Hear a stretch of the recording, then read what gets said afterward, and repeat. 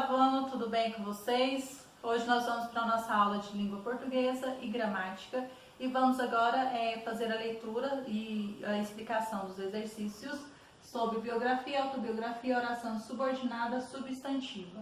Então, na página 42, exercício número 1, biografia. Leia o fragmento a seguir. Em vez de se dedicar às tendas domésticas, essa princesa do século XIX recebeu a mesma educação que era destinada aos garotos. Ela também foi a primeira mulher a exercer como regente do Império o cargo de chefe de Estado na América Latina e assinou a lei que aboliu definitivamente a escravatura no Brasil em 13 de maio de 1888. Você sabe sobre quem é o trecho biográfico que acabou de ler? Confira a resposta com o professor. Então, no momento da correção, nós iremos fazer essa correção aqui, mas está bem fácil de responder. Agora conheça a biografia sobre a primeira chefe do Estado do Brasil, Princesa Isabel. Então, vocês vão ler este texto, tá? Essa biografia sobre a Princesa Isabel aí. Exercício número 2. Biografias são relatadas em ordem cronológica. Selecione 5 momentos importantes na vida da Princesa Isabel e organize-os na linha do tempo. Depois compare sua linha do tempo com a de um colega para ver se vocês tiveram a mesma percepção. Então, individualmente, você irá escolher essas 5 partes que contam, né, essas 5 partes cronológicas da vida da Princesa Isabel aí, vai colocar aí nestes quadrinhos coloridos. Exercício número 3. O biógrafo precisa ter um bom repertório de marcadores temporais para que seu texto não se torne repetitivo. Procure na biografia de Princesa Isabel 2 marcadores temporais diferentes do reproduzido abaixo. Então, já tem um aqui, em 13 de maio de 1888, Isabel sancionou a Lei Áurea. Então, você irá procurar mais 2 marcadores temporais aí, né? Alguns trechos relacionados aos marcadores temporais, e vai colocar esses trechos aqui, tá bom? Mas esses 2 trechos aí.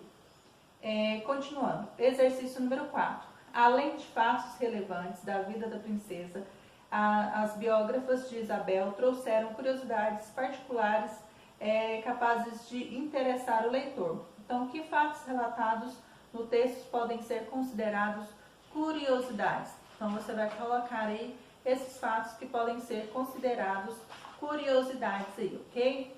Prosseguindo aí na página 47, exercício número 1, organize as ideias. Então, o exercício 1 fala assim: preencha o mapa conceitual com as características específicas e comuns da biografia e da autobiografia. Então, você vai colocar primeiro as características que elas têm em comuns e depois as características que elas têm específicas, ou seja, que elas têm de diferentes aí.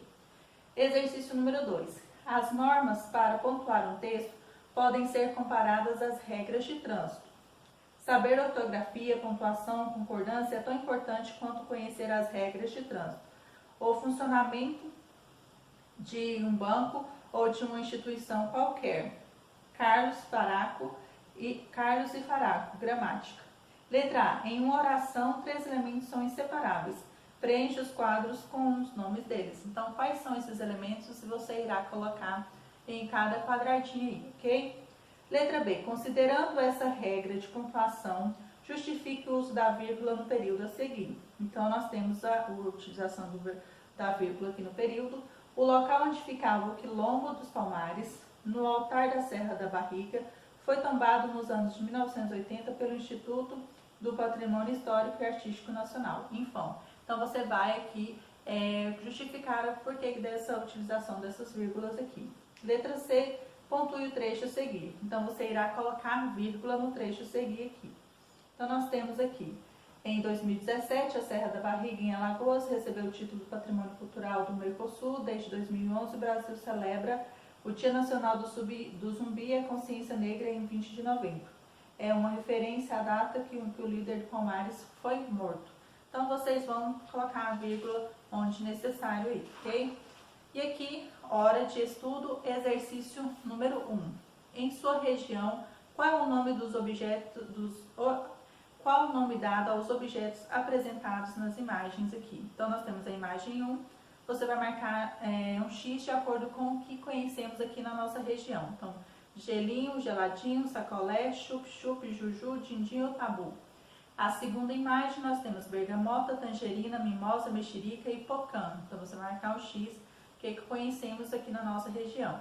Nós temos a terceira imagem, rabicó, amarril, elástico, xuxa, laço e gominha. Então, qual dessas alternativas é mais popular aqui na nossa região? Exercício número 2. Como se chamam as diferenças regionais de uma língua? Então, como é chamada essas diferenças regionais de uma língua aí? Exercício número 3. Leia a tirinha a seguir. Então, vou deixar que vocês façam a leitura da tirinha aí, ok? E a letra A fala assim: me sinto a tecla SAP entre as gerações.